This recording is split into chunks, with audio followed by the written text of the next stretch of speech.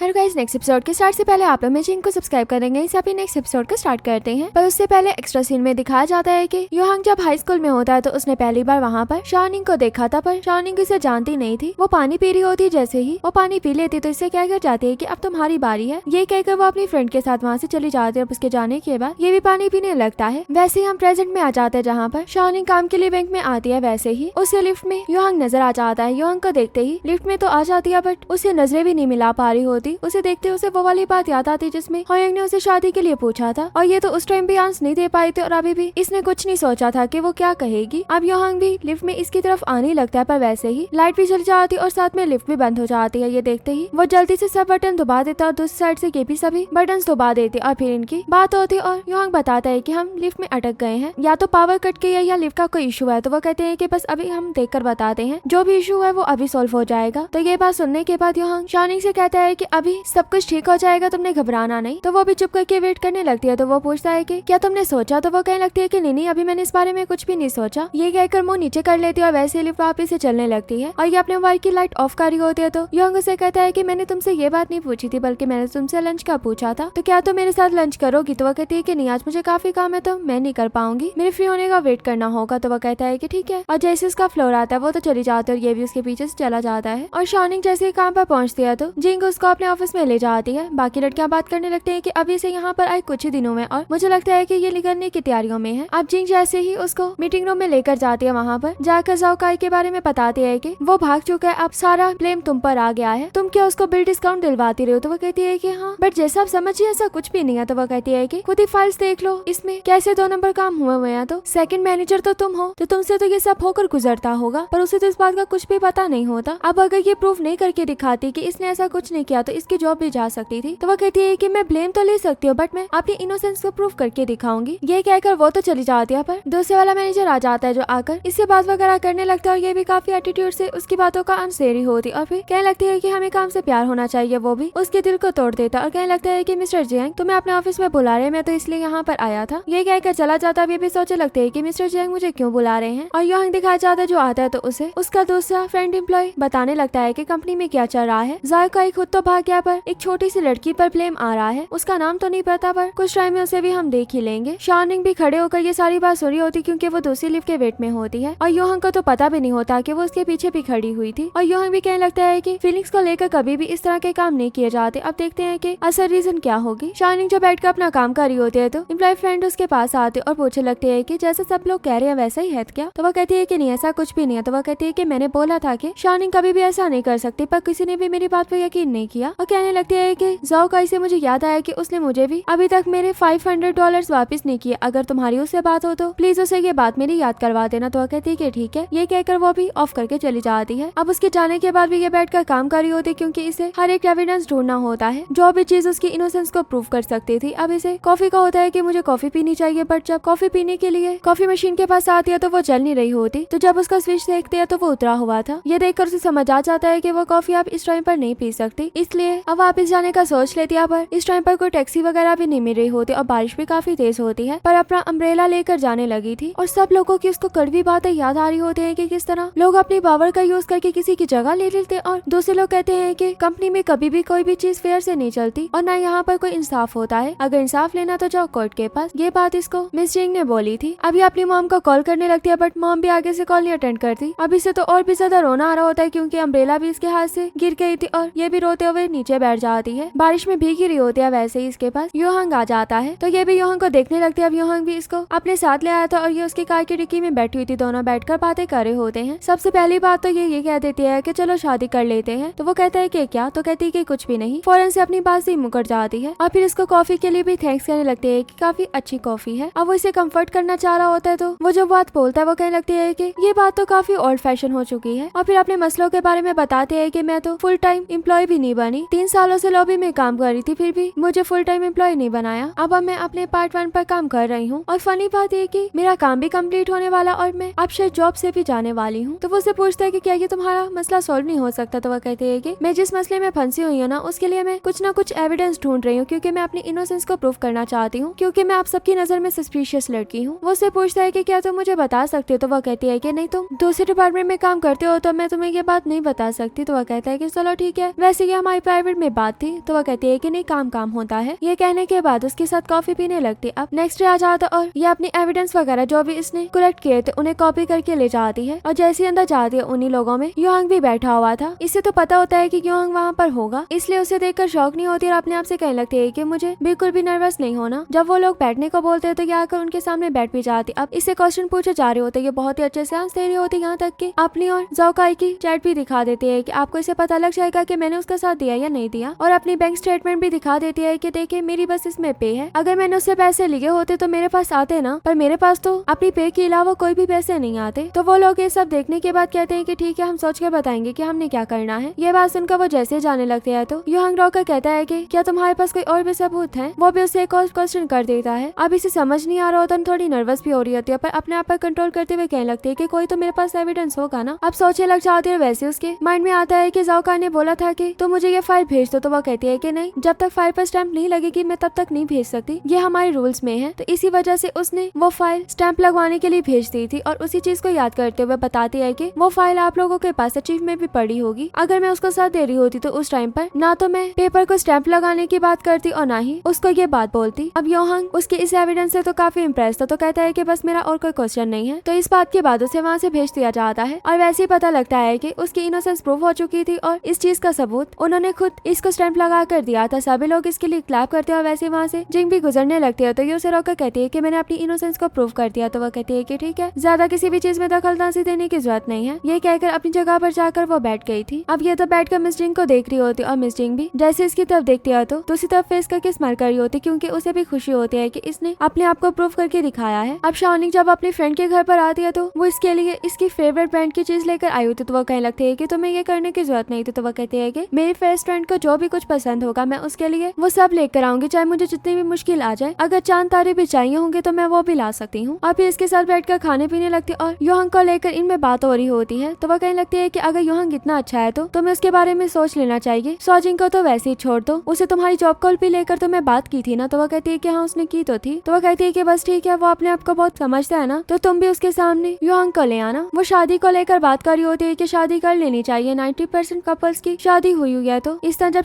शादी की बातें कर रही होती तो उसकी फ्रेंड वही बोल ही देती है कि तुम इतनी शादी की बातें क्यों कर रही हो। तो वो भी उसे बता देती है कि उसने मुझे शादी के लिए प्रपोज किया। वो तो सुनती वो जो पी रही होती है वो भी हलक से नीचे नहीं जाता और पूछती है कि क्या सच में। तो वह कहती है कि हाँ। तो कहने लगती है कि बस ठीक है, उससे अच्छा लड़का तुम्हें कहीं पर भी नहीं मिलना, तुम दोनों एक दूसरे के साथ ठीक तो रहते हो ना। तो वह कहती है कि जब मैं उसके साथ होती हूँ तो मुझे अच्छा फील होता है। तो वह कहती है कि इसी वजह से, क्योंकि तुम दोनों एक दूसरे को हाई स्कूल से जानते हो। पर शाओनिंग कहती है कि क्या ये ठीक रहेगा। तो कहती है कि अपनी तुम पर डिपेंड करता है कि तुम अपने प्यार को चुनोगी या शादी को चुनोगी। मुझे तो यही लगता है कि तुम्हें शादी को चूज करना चाहिए, प्यार का कोई पता नहीं होता कि वो बाद में शादी भी करेगा या नहीं करेगा। तो उसकी बातों को सुनने के बाद शाओनिंग कहने लगती है कि चलो ठीक है, मैं इस बारे में सोचूंगी। अब शाओनिंग जब काम पर आती है तो दूसरा मैनेजर पूछे लगता है कि तुम्हारा उस डिपार्टमेंट के किसी पर्सन के साथ कोई कनेक्शन तो नहीं है। तो वह कहती है कि अगर कनेक्शन होता तो मैं अपनी जॉब को परमानेंट जॉब ना करवा लेती। तो कहता है कि हाँ ये भी बात है, तुमने तो मेरी बात को सीरियस ही ले लिया, और क्या तुम जॉब को परमानेंट करवाना चाहती हो। ये कहते हुए उसके क्लोज हो ही रहा होता है। वैसे ही मिस जिंग आ जाती है जो आकर कहने लगती है कि मैंने सुना है कि तुम कॉफी तो काफी अच्छी बनाते, क्या तुम मुझे कॉफी बना कर दोगे। तो वो अपनी कॉफी देने लगता है कि मैंने अभी से पिया नहीं है। तो वो कहती है कि नहीं ये तुम्हारा कप है, मुझे मेरे कप में बना दो। वो भी आगे से बोल देता है कि मैं भी मैनेजर हूँ, आप भी मैनेजर हो, अगर मैनेजर के लिए कॉफी बनाएगा क्या ये रूल से हटकर चीज नहीं हो जाएगी। तो वो कहती है कि वाओ तुम्हें तो रूल्स याद आ गए, बट तुम्हें यहाँ पर शाओनिंग से बात करते हुए रूल्स का याद नहीं आया कि वो मेरी असिस्टेंट है, तुम्हें उससे बात नहीं करनी चाहिए, तुम अपने असिस्टेंट से बात करो ना। ये कहकर शाओनिंग को वहाँ से काम के लिए भेज देती है। उसके जाने के बाद वो कहने लगता है कि क्या तुम मुझसे खुद लड़ने जाती हो। तो वो कहती है कि हाँ। ये कहकर वहाँ से चली जाती है। अब शाओनिंग जो हॉस्पिटल पहुंची होती है, क्योंकि मिस जिंग ने उसको एक पेशेंट के लिए भेजा था कि तुम्हें उसके लिए फ्लावर लेकर जाने चाहिए और जो भी फ्रूट वगैरह लेकर चाहते हो वो भी तुम्हें लेकर जाने चाहिए, ताकि वो हमारे बैंक के बारे में सोचे। अभी ये बात हो ही रही होती है, वैसे ही उसे सामने योहांग जाते हुए नजर आ जाता है। उसे देखते ही उसके पीछे पीछे जाने लगती है। अब वो तो आगे जाकर उसे घूम जाता है, बट ये एक रूम में आ जाती है जहाँ पर ऑलरेडी एक पेशेंट होती है। तो उसे देखकर कहने लगती है कि लगता है मैं गलत रूम में आ गई। जैसे जाने लगती है वैसे सामने से योहांग आ जाता है जो कहने लगता है कि शाओनिंग तुम यहाँ पर। जैसे शाओनिंग का नेम योहांग की मॉम सुनती तो कहने लगती है कि शाओनिंग तुम तो योहांग की गर्लफ्रेंड हो ना। अब ये भी शौक होकर योहांग की तरफ देखने लग जाते हो। योहांग भी अपनी मॉम के पास जाकर कहता है कि डॉक्टर ने बोला है ना कि आप ज्यादा टाइम बैठ नहीं सकती, तो आपको लेट जाना चाहिए। पर उसकी मॉम तो शाओनिंग को बुला रही होती है। अब शाओनिंग भी पहले तो शौक में होती और फिर उनके पास भी आ जाती और कहने लगती है कि सॉरी मैं आने में लेट हो गई। तो वो कहती है कि कोई बात नहीं। तो जल्दी से होयांग को लाए हुए चीज देने लगती है कि मैं ये आपके लिए लेकर आई, क्योंकि उसे समझ आ चुका था कि अब उसने फुल ड्रामा करना है, और उन्हें फ्लावर भी दे देती है जो